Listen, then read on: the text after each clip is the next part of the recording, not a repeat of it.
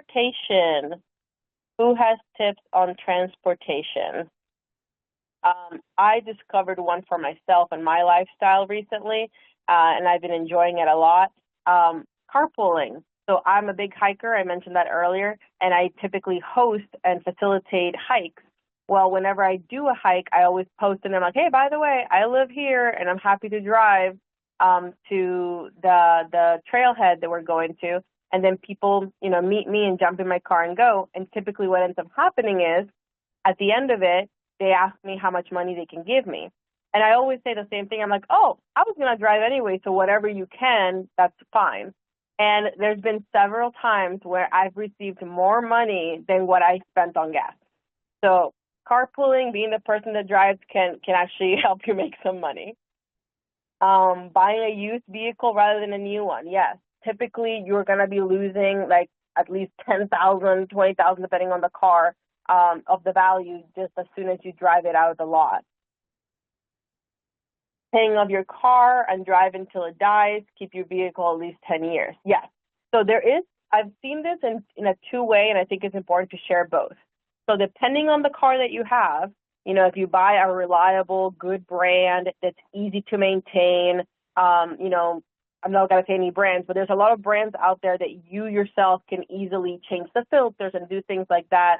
And even buying the parts for them can be very affordable. Some cars are not like that. Other cars can be a lot more expensive. Even the upkeep of them can be a lot more complex. I did say I wasn't going to say a car, but I will say one. I had a Volkswagen Beetle when I was younger, and that, as much as I loved that car, it was such a headache to maintain. Even when you lifted up the hood, you were like, what is this? It doesn't look like a normal car. So some of the things to keep in mind. So if you have one of those cars that are reliable, they're going to last for a long time, then yes, keeping your car until it dies for at least 10 years is a great option. Now, there are a lot of cars out there today, especially with all the technology, that are more finicky. So I've also heard this on the other side. I have actually a coworker of mine who has probably bought over like 60 cars in their lifetime, because what they do is they buy a car and they resell it either at the 2 or 4 year mark. And the reason why they do it either at the 2 or 4 year mark is because that's going to be from the moment you bought the car, your car in price is going to go up and peak at the 2 year mark and at the 4 year mark because of how resale value works. And typically, he doesn't even have to try and go out and sell it to the masses. The dealerships want those cars. They want those 2-year-old cars. So every 2 to 4 years, he sells his car and buys a brand new one. And his part of his mindset around this is like, well, he's never not going to have a monthly payment for his car.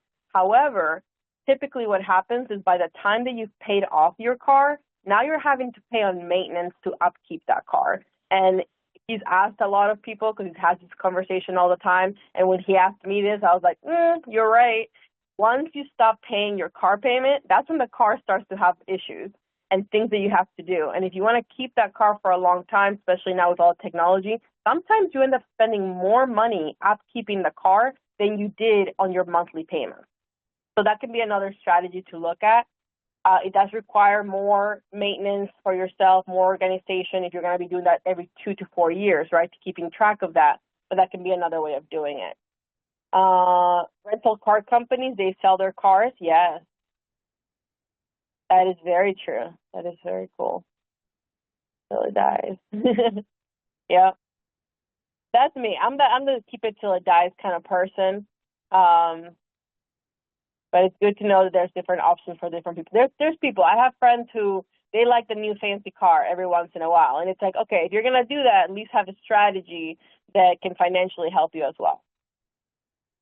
Oh, yes. There's apps that show you the cheapest gas around you. I think I have one of them. I don't use it very much, but my fiance does. We also have like a membership at Costco, like I mentioned, so we get Costco gas a lot. Sometimes it's not the closest one to you, so you don't get to do it. But whenever we can, we fill up at Costco because it does become a lot cheaper for us. We also we have the Costco gas, we have the Costco membership.